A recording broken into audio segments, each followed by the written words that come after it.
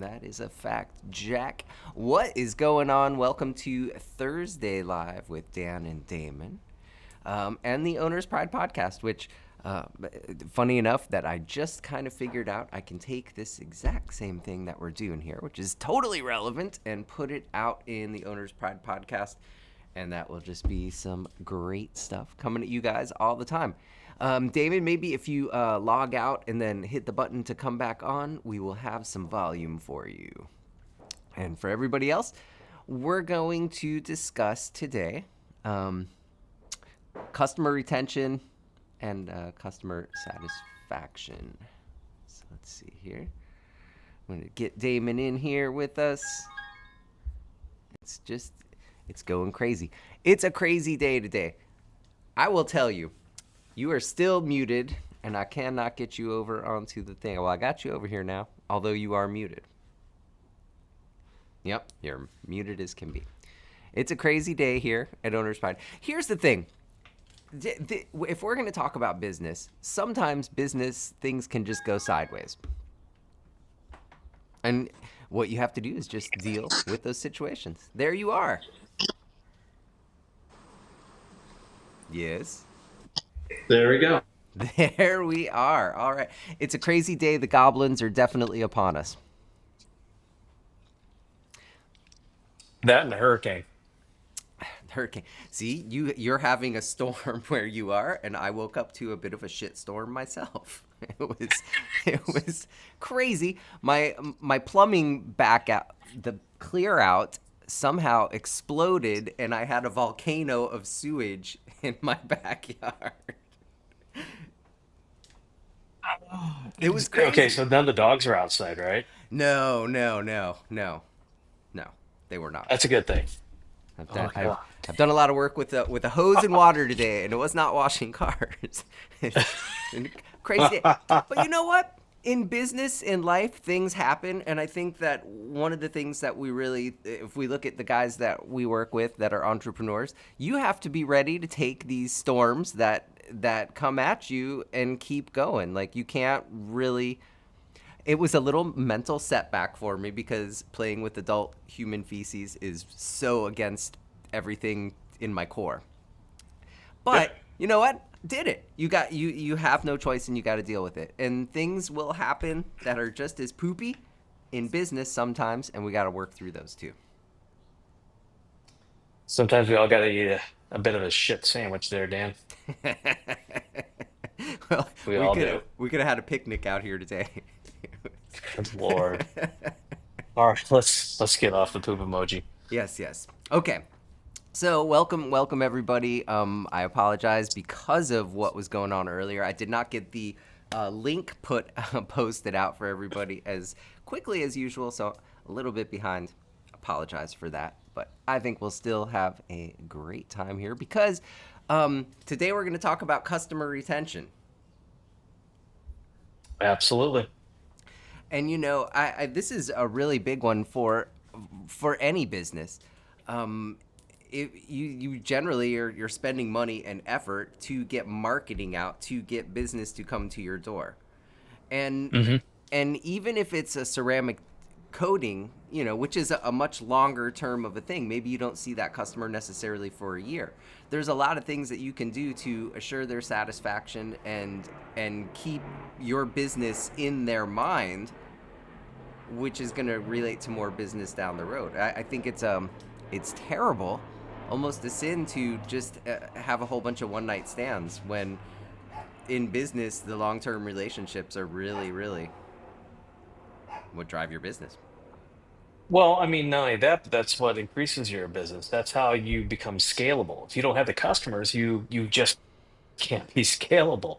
And I think honestly, when you talk about a CRM, the best thing to do is to break down what a CRM is, and that's a customer relationship management. We often just kind of just say CRM, but we don't think about really what it stands for. But we're talking about creating a relationship with your customer. And you got to think about CRM as being kind of like a digital notebook. So you don't have to have your little notepad or like what was that person's name. You can do so many different things like with a CRM. You can send out birthday emails. You can do email campaigns. If you're looking to, like a lot of us, we're looking to educate our customers, and this is one way to do it. You'll be able to do mass emails. You can blog with it. Yeah. I mean, gosh, whenever we go to the trade shows, the CRM is my jam for a speech. So preaching to the choir over here. It really, again, if you are, say, even in a city the size of Omaha where owner's pride OP1 is, um, Yeah. if you only serve your customers one time and then never see them again, eventually you're going to run out of people. And depending on the Uh, size of the location, the more rural you are in the smaller area, I think the more importance that there is with having return customers and customer retention. Absolutely. I always say that Omaha is the biggest small town you could live in. I mean, the population with the supporting communities is right around 500,000, a little less. But I say that, but everybody wants to feel like they know somebody, right? And the more that you know about your customer, the more relaxed they are. Not only that, but you also create customer loyalty. And when you have customer loyalty, you have advocates out there for your small business. And there are a lot of people. I mean, as a small business owner, there are a lot of people out there that want to see you succeed. They don't want to see you fail. Um, but if they don't know who you are and the way today's climate is, I mean, if you look at how many people, or I should say, how much time you spend on your phone, between social media, trying to keep up with what's going on, between Snapchat, all that, it's easy to forget about a small business. And, when you're just saying, hey, here I am. And by the way, this is what we got going on. You don't necessarily have to do a sales pitch every time with your CRM. I mean, you can use your CRM just to keep people updated and educated. Yeah, all the while building authority the whole time. So 100%. like I think this customer journey experience starts way before that when you're putting your message out to get that customer to contact you. And then once they Hmm. contact you, that's immediately where that CRM starts to come into play. And Okay. and from that very first point, you want to ask a whole bunch of open-ended questions to try to find out what the customer's problem is. And putting that information from that point on, all of that information is going to start stuffing into that CRM to build the the customer avatar or client profile. Profile. Yeah. Yeah. So I know a lot of guys, they're really focused on kind of themselves and what they have to offer. And I know a lot of our detail guys are super super proud, and everything that I see from the guys that we work with is exact. I've gone through every one of the phases myself when I have my own detailing Hmm. business. And so I think the first thing when you start that customer experience with the person is asking a lot of questions and finding out what that customer needs. Because just, if you're selling whatever product you're selling has to fit to that customer. You have to figure out what they need, and once you figure out what they need, you can offer them a solution. Um, so I think that's step number one, is asking a whole bunch of great questions and then putting that information to build that profile in your CRM. Yeah. I mean, your customers want to tell you about what or why, they've come to you. And if they don't know exactly why, then help them understand what you're there to help them with. And by doing that and asking those questions, you're building that relationship. And then the CRM is there to help you carry that relationship on without, I don't want to say without spending too much time, but without giving too much of yourself to where you can't go ahead and go out and get other clients too. I mean, it's one of those ways of being able to keep track of the eggs in your basket. Yeah, you have to be able to walk and chew gum at the same time. Sure. Yeah. Well, and then so the clear communication to the customer is really going to help them figure out exactly what they need. A lot of times people might come to you and they don't really know what they need. I think we spoke about this last week about just kind of how bastardized some of the terms of detailing are, where there's not even a super clear of what it is, of what. definition. Thank you. I'm having trouble with some of my words today, sir. I got you, boo. Now, just take over and let me shut up for a minute. So No, but you're absolutely right. I mean, they don't, and and it's not because the client is mis or is not informed. Sometimes the client is misinformed, and what they've gotten is, either misinformation online or possibly how much car advice do you get from your friends, your neighbors, and your family, right? When it comes to taking care of a vehicle, it's almost like raising a child. Everybody's got a different way of doing it, and but there is you as the authority and establishing that authority and becoming a trusted voice is really where it all comes in. it is indeed. It is. So one of the things that I see a lot of the guys doing is they keep their prices. They try to keep the prices away from the customer, and Right. I think that having your prices first of all kind of up in front of the people, and then setting real expectations of what the people are going to get for their money is huge. Um, I don't know why you would think that you can hold on to that information all the way to the end and sell somebody, and if they don't have $1,000, they don't have $1,000. Mhm. I think there's a lot of different reasons why. Sometimes it's just simply they're afraid of being rejected, right? The other is how bad is the vehicle going to be? We need to see it first. We need to give you a quote. I'll be honest with you, when you look at Omaha, the owner's pride store there, all of our prices are posted. And the reason why we do that is exactly what you said, just to help the customer make up their mind what they really need and what they want and what they can afford too. I mean, it really does help in that very first step.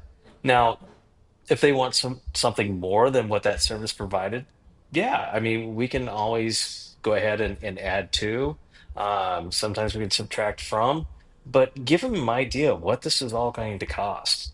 That's also the reason why what we did in Omaha was made everything one price. So whether it's truck, car, SUV, it's one price. It cuts down on the time and the communication going back and forth to the customer.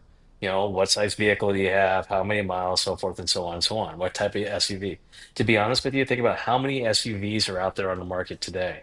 You look at Ford. Ford used to do nothing but cars and trucks. Today, the only car they have is a Mustang. Everything else is SUVs, and we live in an SUV market. So now are we going to go ahead and price small, medium, and large SUVs? Now the customer wants to know, which one do I have? Is it small, medium, or large? It's so much easier to keep it at one price, and the easier that you can make the decision for the customer, the more comfortable they're going to be handing their car over to you. Yeah. Well, and you're building trust. I mean, again, it's like almost like a bait and switch thing. Or for, if somebody's expecting to come Hmm. in and then all of a sudden you're like, well, that's going to be 5 times more than my imagination even had to do this. Yeah. And when you do that, okay, maybe sometimes you will take a little bit of a kick in the pants. I think of two situations back in my detailing days. One of them, this lady had driven through some paint on the road. And I Hmm. showed up at about 8:30 in the morning to do that job. I figured it would take me about 4 hours. It was on the passenger side. Well, it was in the wheel wells, all the way down the side of the car, in the Yep. rims themselves, on the tires. I was there, and she had to stay for like an extra hour and a half at the end of her work, which did not make her happy. I had to cancel the rest of my jobs. She did not pay me anything over like the $100 that I got, and I smashed myself that day. But you know what? I honored the price because I took the job, and I just felt that was the right thing to do. Another situation that was similar, lady had a minivan, and there it's never that bad. It was bad. Right. It was bad. Right. Right. And honestly, here's the other thing, because when the way you handled that situation back then, is probably very different than how you would handle that situation today.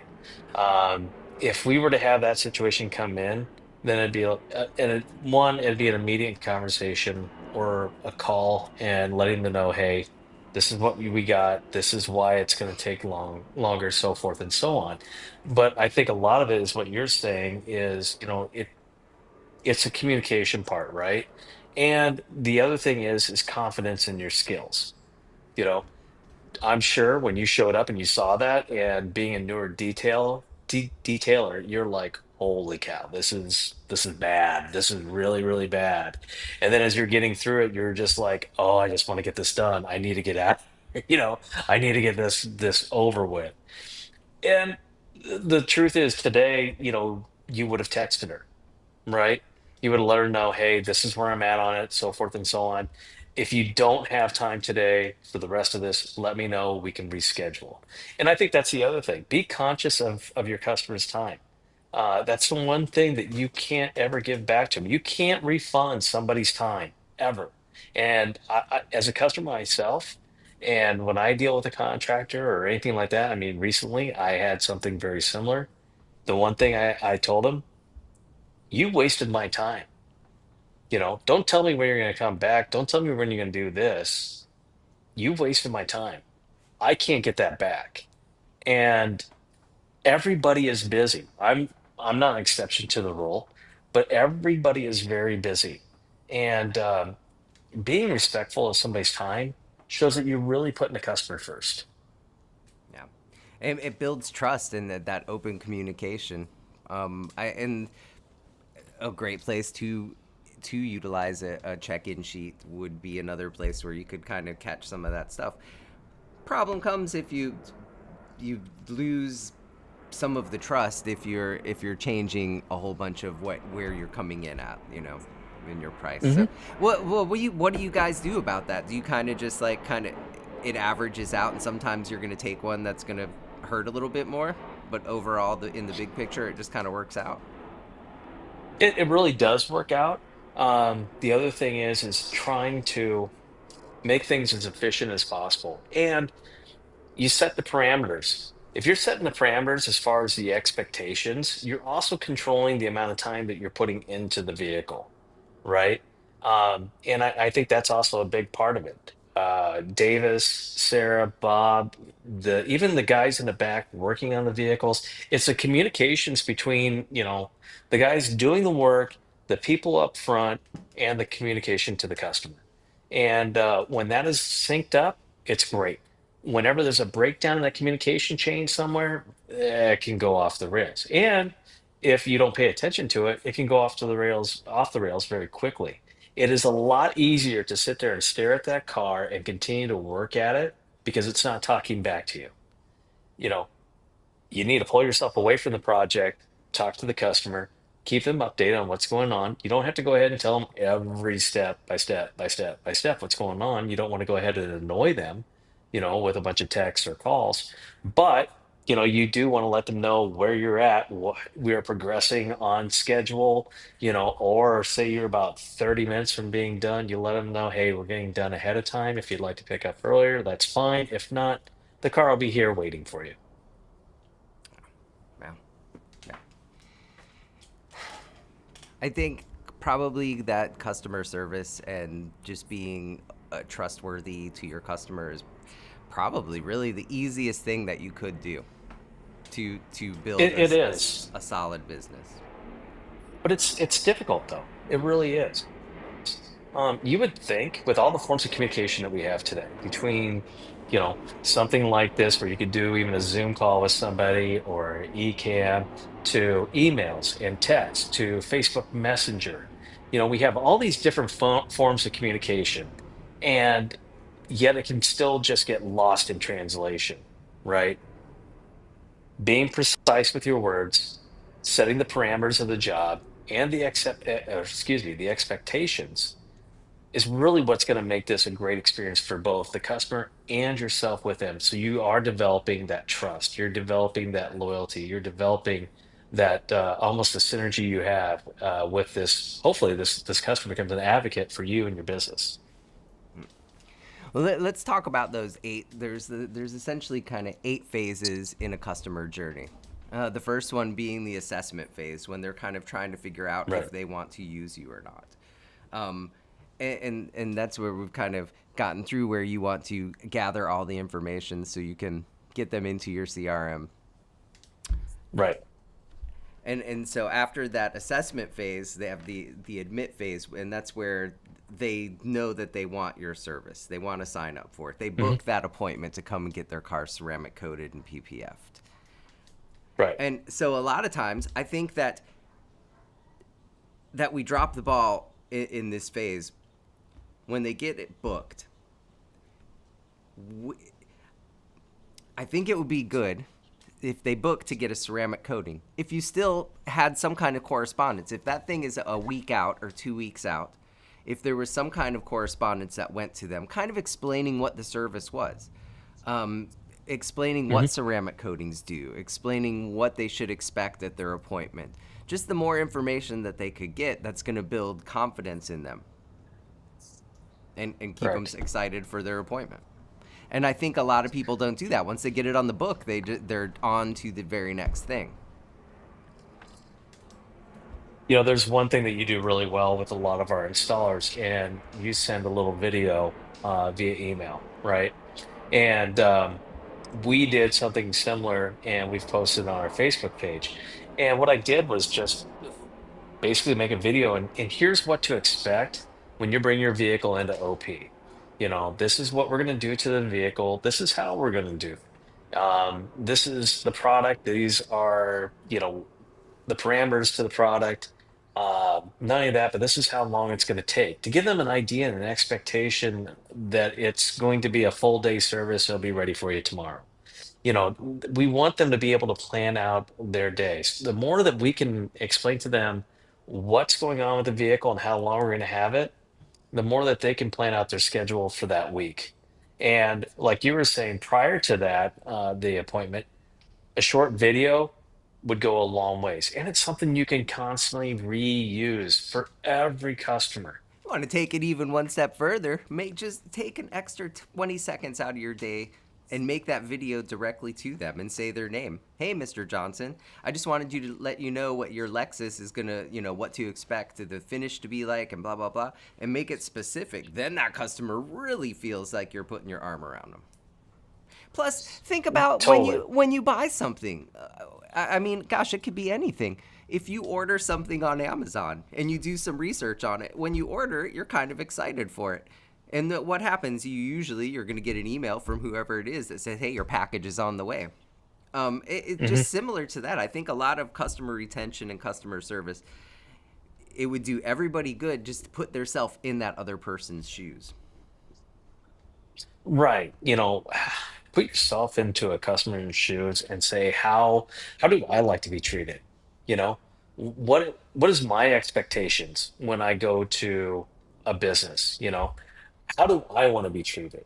And I think if we'd really just take the opportunity to think about that, the business owner themselves would be able to go ahead and just put together a very quick and easy plan, you know, that is something that's easy to replicate, easy to do. Like you were saying, yeah, if you can do it one-on-one, a personal video, that's great.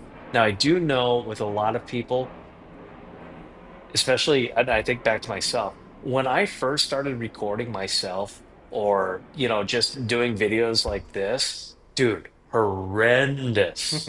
I mean, just horrendous. Could not stand the tone of my own voice. I kind of know what my wife goes through, but I couldn't even stand the tone of my own voice. I couldn't stand the way I looked. I couldn't stand the way I was acting. I couldn't say, well, what do I do with my hands? All those things, right? But that's why I said if you just make a generic video just in the beginning, and then once you become more comfortable with it, then go ahead and personalize. You know, uh, I think there's a lot of great tools out there today, and most people don't even know they exist. To be able to be very, very good at just doing a quick little video, and the teleprompter apps now are absolutely amazing, and I think they do a fantastic job of helping somebody who isn't very comfortable in front of the camera and talking to people, it makes them more comfortable because they're able to read, right there as things are going. And as long as they just keep a nice smooth rhythm, it's going to be over and done with before they know it. That's what the professionals do. So it's absolutely, if you want to look professional, you need to do that. Yeah.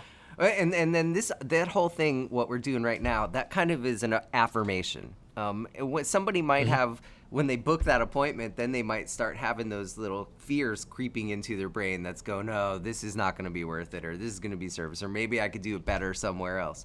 So all of these little Hmm. steps that we're taking right here just kind of affirm the what is going on. I think next in that Again, like what we customer, said is trust and loyalty, or I'm sorry, trust and loyalty is exactly what you're building. then the next phase would be when you activate. That's when they get that car into your shop and you actually do the service. And this is where we talk about, doing the things like having that check-in sheet, walking around, talking to the customer, maybe sending out some video or pictures of the car's progress along the way. Um, that special delivery maybe that you have built Hmm. into your system. Any of those things, super important because it's going to make it a really memorable experience for the customer. And what's they have a saying, people will forget how uh, how something about buying something, but they're not going to forget how you made them feel. People will never remember what you say, but they'll remember how you make them feel. Right there. Yeah, no, and it's true. I mean, it's the emotion and the feeling of it, right, is what they remember. I can tell you, like now, like when I talk about the contractor who wasted my time, I feel no positive vibes for him at all, and I'm still not finished with him. And and his communication is terrible, absolutely horrendous. And if I was another customer, it'd probably be really ugly. Meanwhile, I'm texting him saying, "You really need to step up your game. Your communication is absolutely terrible. These are a couple things I'll point out to you, and I'm trying to help you. You know, don't piss me off." It's pretty much what I was trying to tell him. I'm giving him every option to try to just make everything that's wrong right. And so yeah, I hopefully everything turns out all right. And then next we have acclimate. I think you're really shooting yourself in the foot if you sell somebody an expensive service like a PPF or ceramic coating, especially, or even if it's a detail because they have more reason to come back to you at a quicker interval. Um, by dropping off the customer right then and not staying in communication. This is again where that CRM comes into play perfectly with your email nurture Mhm. campaign or maybe just a text. You know, again, think of the last time you bought something that was big or small. Mhm. And what if the person that sold it to you called and checked in on you? Not to drive you crazy or not to even sell you anything else, but you know that you're putting out great work from your shop and that you're putting on great products. So Yeah. that's just going to keep that sweet taste in that customer's mouth. And you know what? You have a lot better chance now of getting a referral from somebody or seeing that customer again to make more money. Actually, this morning was kind of I ended up getting up really early. I was just kind of going through emails and other stuff, and I saw an email to Owner's Pride. I could have let anybody else on the team open it up, go through it, whatever. And anyway, I opened it up. Actually, it was a message on Facebook, and so I went ahead and opened it up. What was great about it is here's a customer of ours who got a ceramic coating back in 2020. And they're like, okay, it's been about 5 years. Doesn't seem as hydrophobic as what it was before. Seems like it's kind of waning a little bit. Love the product. What can I do to make this last longer? And I'm looking at that and I'm like, I'll take this one. And then at the bottom, I let him know. By the way, I'm the founder. I appreciate so much, that you bought one of our coatings, and you know, we're happy to help you take care of it. Here are some products that I would recommend, and this is how to use them. Any questions? Let us know. Yeah, to me, that's fun. To be able to talk with the customer, help them out, and also to help build that relationship for the brand itself. Because I know. when I do that, it's not something that you wouldn't do or Jimmy wouldn't do or anybody else on the team wouldn't do. But for me, it's an opportunity to say, yeah, it doesn't matter if it was 5 years ago that you got an OP coating on. It could have been yesterday. You're still important to us, and that's what people want to do. They want to feel, or I shouldn't say feel, they want to know that they matter. Yeah. I think if people kind of just turn the camera back onto themselves and don't think of a customer as just this faceless, mindless thing, but you put yourself in their shoes and treat them how you want to be treated. I tried a couple times to pose question in our private group with our installers of like to drive this point home, but I seem to swing and miss every time I try to ask the question. I don't know, bad communicator maybe, but the idea, the exercise is like think of the last time you had a really great customer service experience or the last time that you had a really bad one, and try to ask both of those questions. People super fast come up with that crappy experience. They remember it. They're Yep. still mad about it. It was that contractor. It was that contractor. Um, Mhm. but then when you say, when's the last time you had that great experience, that makes them pause and have to think a little bit. I guess when we talk about customer experiences and stuff like that, what I really like to use an example is if I go to a restaurant and the customer service is outstanding and it's a 5 star, you know, but the service was 5 star, but the food was maybe 3. I'll go back because of the customer service. Now, if the food was 5 star and my customer service was a 3, 2, I'm probably not going to go back. It's just about the same in every industry when you look at it, right? And what I love about this whole thing when you look at it is if you're providing great customer service, there's no way you're going to bat 1,000. You're not going to be perfect every time, but if you're providing great customer service, it allows you some grace. Okay. It'll allow you as a business owner some grace. Um, the thing is, you don't want to take advantage of it. And you never want to forget it. It's one of those things you always want to be able to keep in your back pocket. But if you're not providing great customer service, you're not going to get any grace. You're absolutely right. Absolutely right. You work hard for that money. Will you tell my wife that? Yeah. All right. The next phase would be the accomplished phase. That customer has come in. They've accomplished what they wanted to do. They got that PPF front end clip. They got OP7 on the Hmm. rest of that car and everything. So again, this is where maybe where we celebrate the victory with them. It's kind of a big deal. You don't think about it because it's what you see every day, in and out, in and out, in and out. But to that individual person, that's kind of a big deal. Getting it's a big service to get on your car.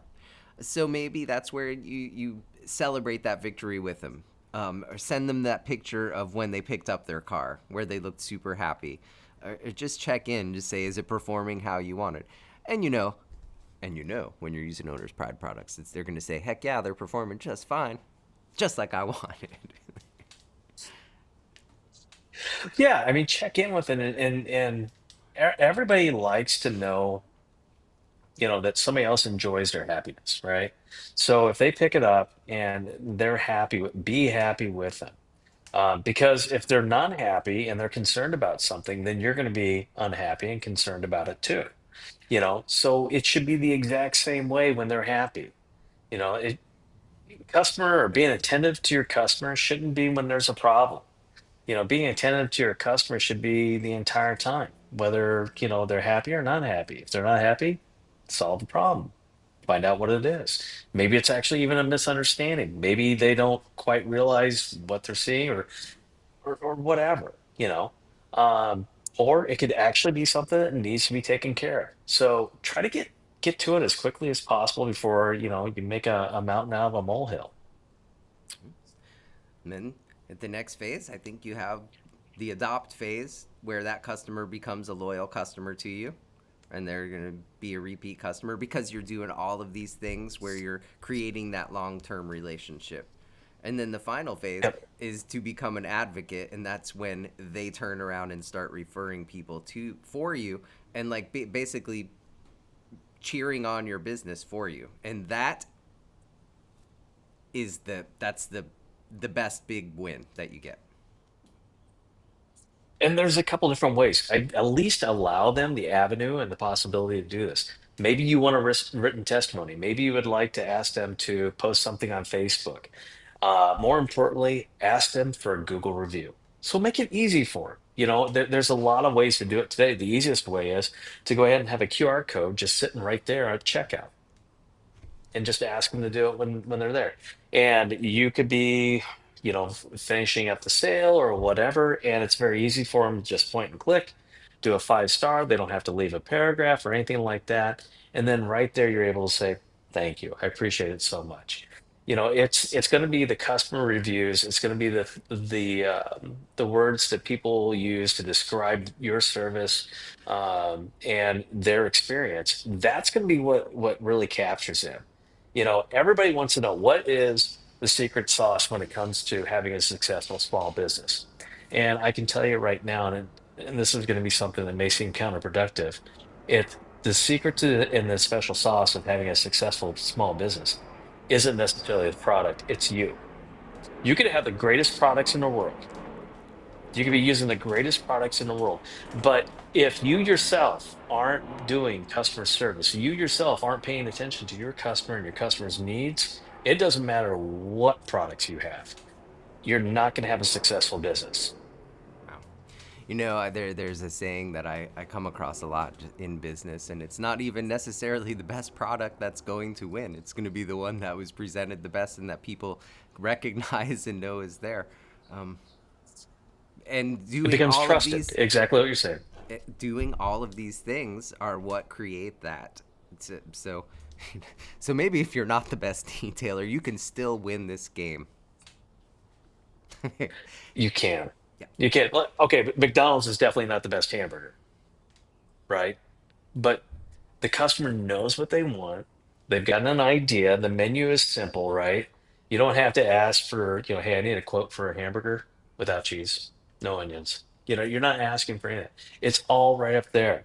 And I give McDonald's props. One, when you look at it, they have a system set up to where wherever you go, it's pretty much the same as far as the customer experience. You go forward, you look, you go ahead, you order. You go over here, you stand, you get it. The other thing is they're very consistent. And I think that's the one thing, too, that you got to look at. If you're going to be a successful small business and you want to go ahead and create a great clientele, you have to be consistent.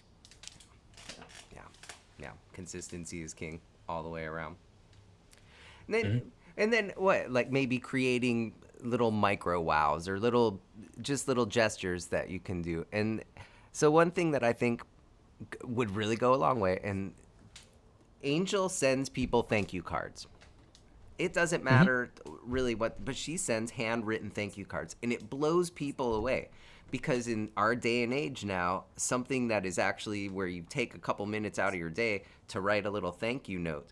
Now imagine sending that to one of your customers. And maybe it doesn't go Mhm. to every customer. If you're a high volume shop like you guys are, I mean, that would be a full time job just writing out thank you notes.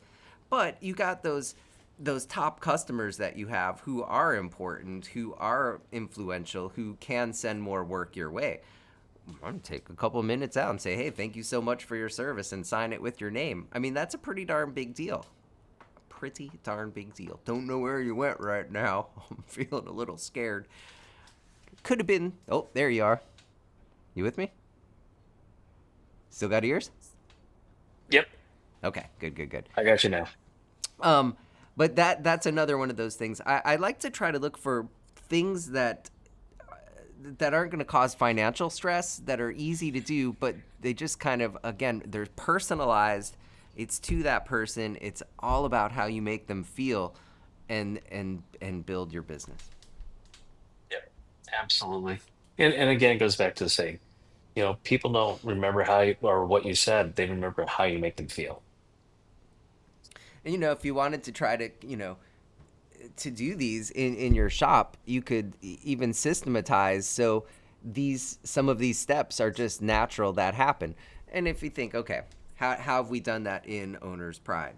When somebody does sign up, they get an email sequence that goes to them that has really important information. We also Hmm. have an onboarding session that takes about an hour where we really go over everything, get to know the people a little bit, and find out what their needs are. Believe me, a whole bunch of that thing is not just presenting the products to them, but to try to find out what they are and gauge what kind of customer they're going to be and what things that we can do to win and drive that relationship. Yeah, and I think when you look at that too, Dan, what we're trying to do is figure out where they're at in their business, right? Are they just starting? If they're just starting, okay, how much experience? What led you up to this, right? And if they're more, not saying advanced, but if their business has evolved a little bit more where they got employees, it's like, okay, how are you able to keep your consistency and how can we help you there? And what I like is when you do your onboarding process, right? It is open for everybody to come on and be there. So they have an opportunity too to realize, hey, I'm not alone. And I think that's the other thing when you have your customers come in, when you have a group of happy customers, then like a lot of people or a lot of businesses where they're in smaller communities, they're going to talk. And you want them to all be talking and saying the same thing, and creating that consistency is going to go ahead and keep everybody, well, I mean, it's going to keep everybody positive and speaking positive about your brand and business. How about something like celebrating milestones with people? This is kind of a fun idea that just sort of came up as we're talking about this. But so say you have a customer and maybe it's their 10th time coming in to get a detail. That's a Yep. milestone, or their fifth time or something. Maybe you make a little bit of a to do about it. Happy fifth anniversary, or you put a little trinket or a card inside their car when they come and pick it up.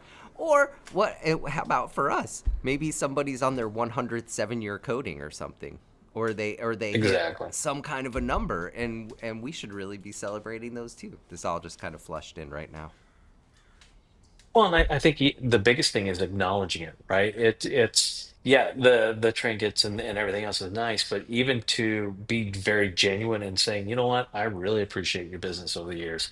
I realize this is the fifth car you brought to us, and you could have taken all five of those cars somewhere else, and you've chose us to bring those five cars, and we appreciate it so much.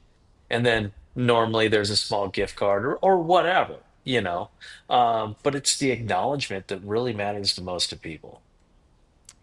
And then I think kind of the last thing in this section is creating a feedback loop to find out, send out a survey. Send out, if you guys probably know that you get them from us every once in a while, and we really do take all the analytics that come in. Please take the minute to fill those out.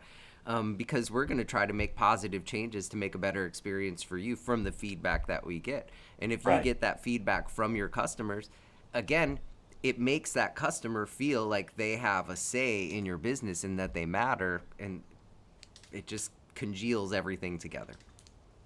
They feel like they're part of something bigger than themselves. And I do believe that's why we have such a big groundswell, especially in Omaha. We try to make everybody feel like they're part of the brand. Everything was designed and developed there in Omaha. And so, like when we make posts or say anything online, it's always we're actually your hometown authority when it comes to ceramic coatings and car care products.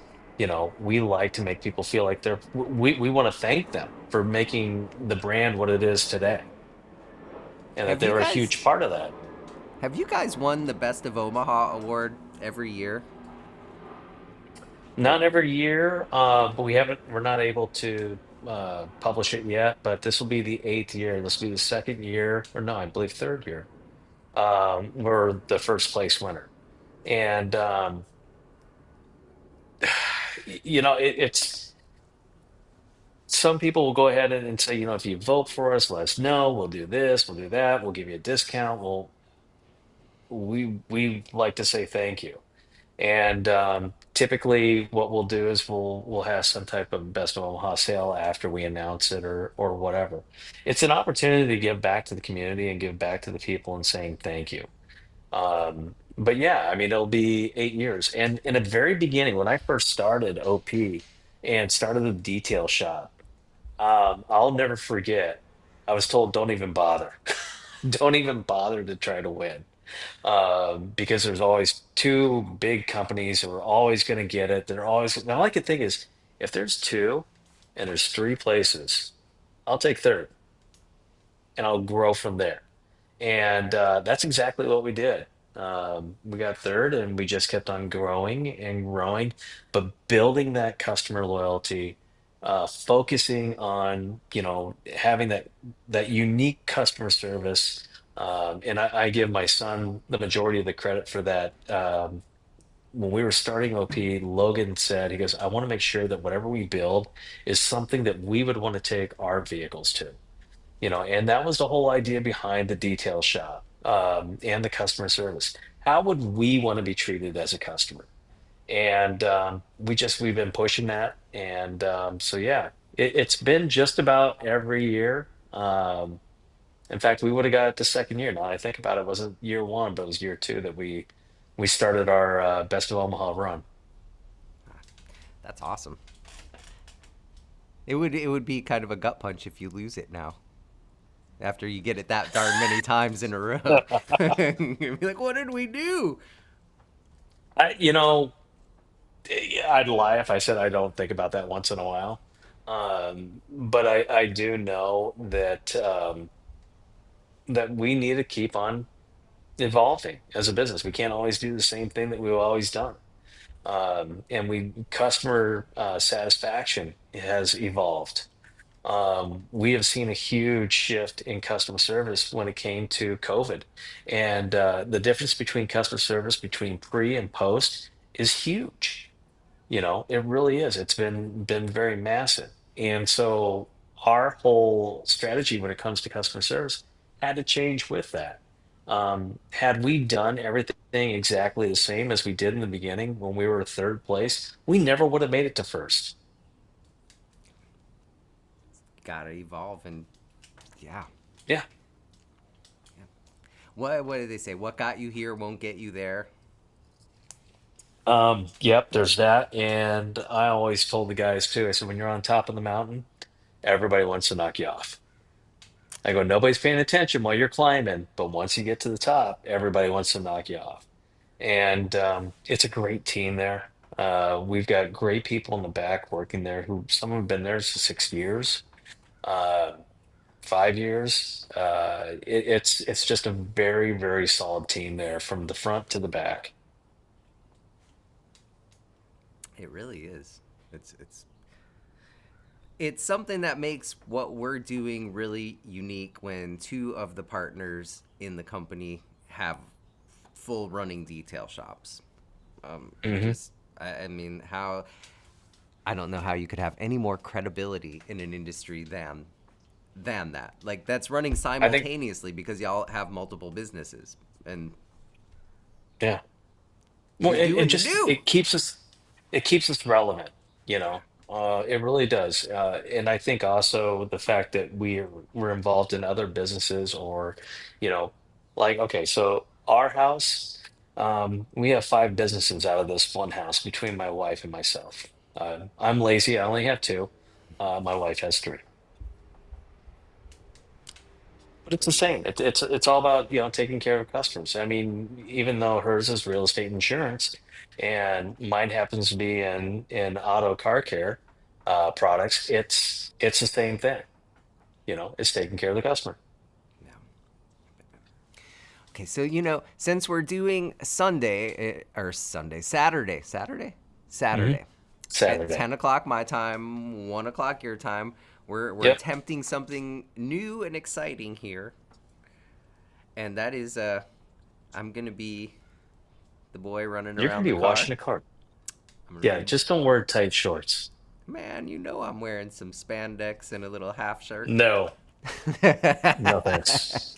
Swear to God, I'll drop that call. So it's gonna be pretty fun though. we're gonna do a live demo, and this is how you could, whether you guys are a detailer and you just want to watch me out there bending over and breaking a sweat, and that was not meant to be naughty in any way. It was like to get the towel and such. Um, or you're want to learn how to take better care of your own car yourself. We're gonna be here for you. And Damon will be on kind of like this, except the one view will be me doing the work, and Damon will answer all the questions and talk about the products. And I think it's going to be really a neat little thing. Yeah, absolutely. It sounds very simple, but when you talk about washing a vehicle, I think what the best part about this is going to be the efficiency part, right? And there are some people that are going to have a lot of questions like, okay, why can't I wash my car in the sun? Great. I mean, there's no such thing when it's taken care of. The second biggest purchase you make, there's no stupid questions, right? And every car is just about as unique as every individual. Being in the industry for 3 decades, I can tell you I've never seen one paint job is exactly the same as the other. It's there's so many different scenarios that can take place. But when it comes to maintenance, everybody wants to maintain their vehicle in some shape or form or at some level, right? And I think by showing, using a rinseless wash, and how quickly it can be done and how effective it can be done, there might be some people out there like, you know what, I can do that. That looks easy. You know, I think I can do that now. I think there's a lot. There's a certain zen to going out and washing your car. You go out, whether if you're using an eco wash, you don't even have to take it out of the garage. And so if it's in the middle of the winter, you can still just go out and hang out with your baby. Yeah. That's what I. It's What an okay products are day. you bringing out for the wash stand? So we're gonna do a kind of a little upgraded wash. We'll do a wash with Eco Wash. Maybe we'll show a little bit of the Ceramic Plus as a drying aid, and then kind of for the clay and spray with either slick or detail spray and a light clay Okay. towel. Yeah, and then if we get, and hopefully if you see this, we have a thumbnail out there for it with a link on it. And it'll be a video just like this. If you see it and you shared it, it would not hurt our feelings at all. If we get 50 Not people at on all. that thing, we're going to give away a detail package with the products that we're going to use in the little demonstration. So I think it'll be Perfect. fun. It's something new. No, it'll be a great time. Something new. Okay, so we have a few questions here since we're doing the thing for kind of DIY angle on Saturday, which is only a couple days away. I don't know how these Hmm. freaking weeks just seem to go. Um, Bye. so let's go into a couple of these questions for our last 8 or 10 minutes here that were sent in from the detailers. How do I introduce a high-end detailing package to my customers? Can I go first? Sure. So I think it's imperative, and this is just my opinion, that anytime in a sales process that you throw out your higher end product offering first. I often tell the guys, I don't care if somebody's calling you and they say, I just want my passenger side rear view mirror wiped off. I would still offer to put a full PPF package, ceramic coating, the wheels, the glass, and the whole thing for $2,700 or $2,699 or whatever the case is, and just put it out there. If the customer is most likely not going to upsell themselves, first of all, and second, anything there, it's called extreme anchoring, and every number that a customer hears after that first big number is where they're gonna kind of their mental hook is gonna be in that 26.99. So all of a sudden 14.99 is a really really good deal. Okay. Okay. So for me, I'm, and I think also it kind of depends on where you're at too, right? With your market. And that that type of strategy, I think where I'm originally from, being in a rural community, nobody else does it that way. And so for me to go ahead and do that, I wouldn't look like I was local. So what I would do is I definitely wouldn't go, I wouldn't take it all the way up, but I wouldn't go to the bottom either. If somebody was coming in for, like, say, those mirrors, right? Well, that's great. I see you got some etching on your mirrors. Here's what's going to happen. I'm going to go ahead and polish it. This mirror is going to look perfect. But the rest of it, it's not going to look so perfect. So, what I would suggest is if you're looking to make the mirror look better, how about the entire vehicle look better? And this is what we get to offer you, or this is what we have to offer. And then begin to talk to them about options. That's kind of like more so Midwest marketing, for where we're at. Um, but I'm not saying you're wrong. I think it just depends on where you're at as far as your marketing. You got to be able to talk to your customers that are there in front of you, and not try to make a customer base that's not there. You know, that's kind of my opinion on it. Because I think you can. I think you can go ahead in your own mind create a customer base that you don't have. Where I saw this happen to me is a couple of years ago, my heater and air conditioning system went out. So I called three companies to come over and give me Hmm. quotes. And the first one was like, they had a good, better, best thing, but it was like 23,000. It was ludicrous how Yeah. much money it was. And I was like, oh.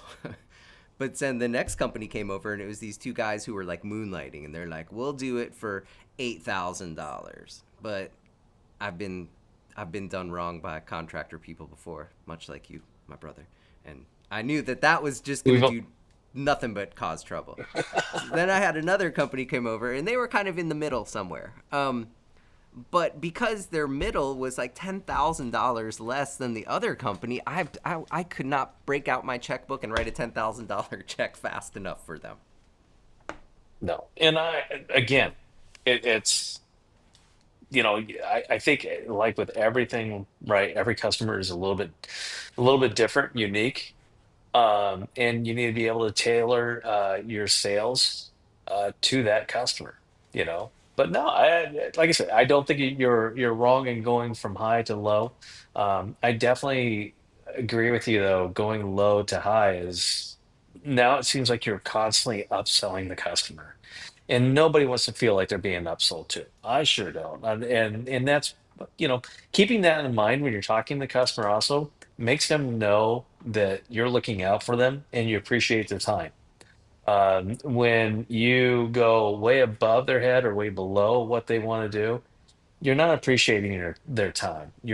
Also they feel a little disrespected and almost like you're talking down to them. Yeah, So I do not like that constant upsell yeah, thing. Like everything's a la carte. Oh, you mean you want all four of the tires dressed? right, Ugh. right. Okay, what's the best way to market PPF installation alongside ceramic coatings? Oh, I think it's great. We started doing this. Davis put together some packages. We like to call them bundles. The term bundle is used a lot now when you look at insurance. Everything is bundled, right? Normally, when I say package, you think Amazon. So that's another thing of evolving with your customer base and evolving with verbiage and with advertisements of other industries. Not everybody spends their whole day looking at car care products, right? So packages to them could mean something completely different. But if you say bundle, it is something else, and it's something of value. And so we put together bundles with PPF and with our ceramic coatings. And there's a because we're having the two services, you're bundling them together, and this is how you save. But show them the savings, right? I mean, just when you look at our bundles, on our board, it'll show you how much you're saving. If you do this and this is what you're going to get, and this is how much you're saving getting a bundle like that. And I think that's the other thing, making it very easy for the customer to understand a bundle, and showing value. People want to know what the value is of what they're saving. And if they see that, they're going to tell people, hey, I saved $300 on it. This is what I did. You know, it's, some people say it's an upsell. To me, it's not an upsell. It's creating value and giving that value to the customer.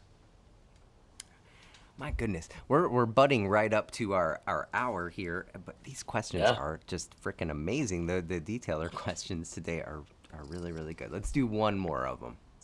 Okay. Good. All right. I like this one a lot. Should I focus on high volume? Should I focus on volume or high ticket for growth?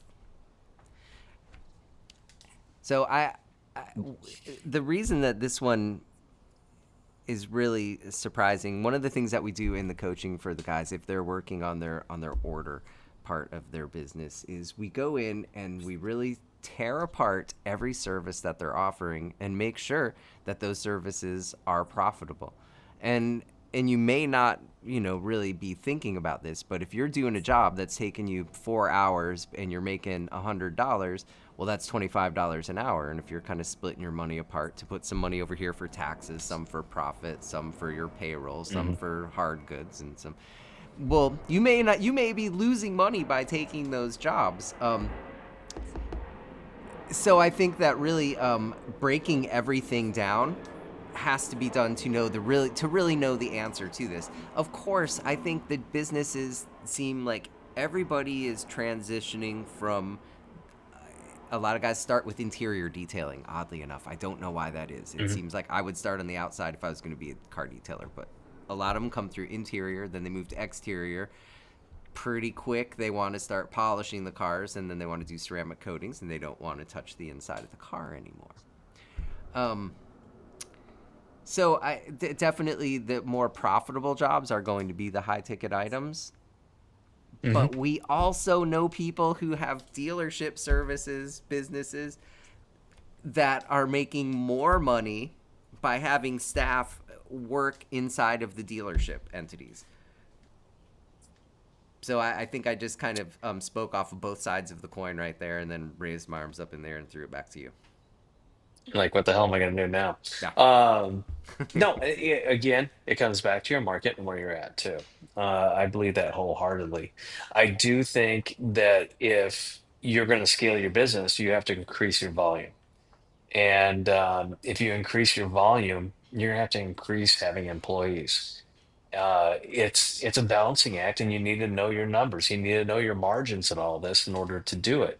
You can be high volume and and lose your ass if you don't know your margins, Yes, and absolutely. here's the other thing. You can be a starving artist if you decide to do nothing but high ticket items and the work's not there. I've seen that too. um, so the most important thing is to know your margins, know your products, know what you can do as far as when it comes to volume buying. So that's the other thing. If you're increasing in volume with your output, right, or your customers' vehicles coming in, so forth and so on, you're also going to be increasing your volume of buying product. So if you're going to Yes. increase your volume And in buying labor. in product and labor, then you need to look at, okay, how can we save as far as buying in high volume the products that we need to go ahead and scale up. And that's where, I mean, it's not that I like giving discounts or anything else. I like watching people grow their business. So if we got somebody called up and say, hey, listen, I need 2 cases of this, I need 2 cases of that, what can we do? Great. Here's what we can do.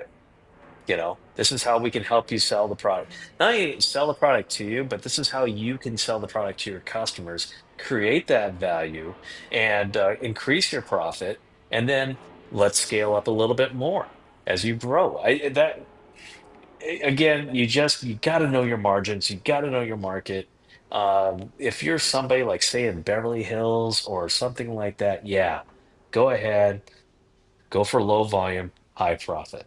You know, if you're in a metropolitan area and say, you got a medium high household, can't speak right now, a medium household income of say somewhere in 60, 70,000, whatever. Okay, if you're gonna go high volume, this is where you're gonna need to be. This is what you're gonna charge, but this is what you got to expect to be coming in. And you build your business around what you have around you in your community, in your market. And guys are so fast to think that the only way to increase is to increase the inflow of sales coming into your business. But exactly what you're saying, with that increase of sales comes an increase of of money that has to go in to drive it, be it labor, be it products, or whatever the Mhm. case is, more time, and you have to factor all of those things in. All of those things. Yeah, I mean, I can tell you the Omaha store averages about 250 appointments a month. Not all those are coatings, details to washes to inspection washes from people who have gotten coatings. The shop itself will average about 50 to 60 ceramic coatings a month, which is a pretty high volume. Well, because we have a high volume, some people will look at our prices and say, "Holy hell, that's cheap," in comparison to, say, somewhere on the East Coast or the West Coast. I've always looked at it too, like this when it came to ceramic coatings. I look at it like a commodity. Typically, eggs, milk, gas, all that stuff is more expensive when it comes to the coast, right? So it's more so relative to your area also.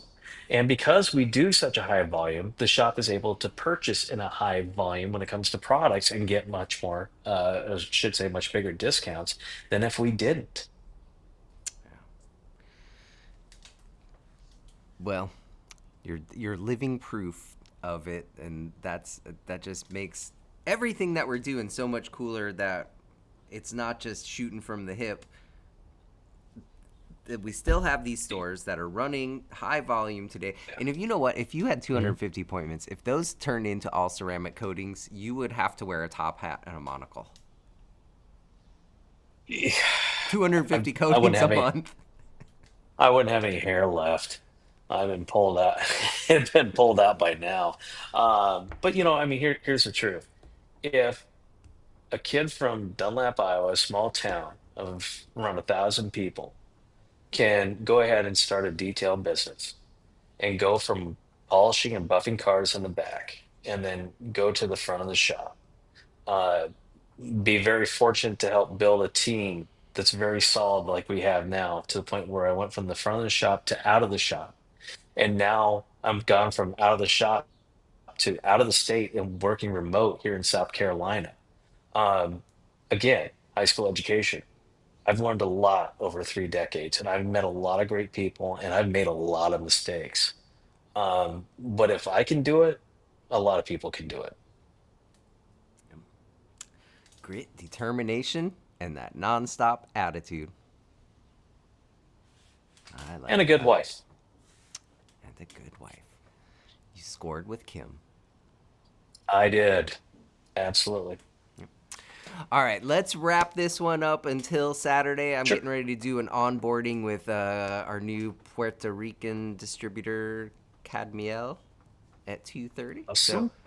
and then I want to do a quick run through with you and test out some of this stuff. Perfect. So, everybody who Sounds joined good. us today, thank you so much for tuning in. Thanks for throwing questions at us. And I got to say hi to my buddy Shant from the hockey games. Hey, man, how are you doing? And until next And time. Paul. Don't forget about Paul. Gotta say Paul hi to Epelon. Paul. I know, and look, Paul. He says that he's doing his 2 hours left on his training conference. And instead of training, he's over here watching us. I appreciate him. Yeah. All right, guys. Thank you so All right. much. Till next time. You bet.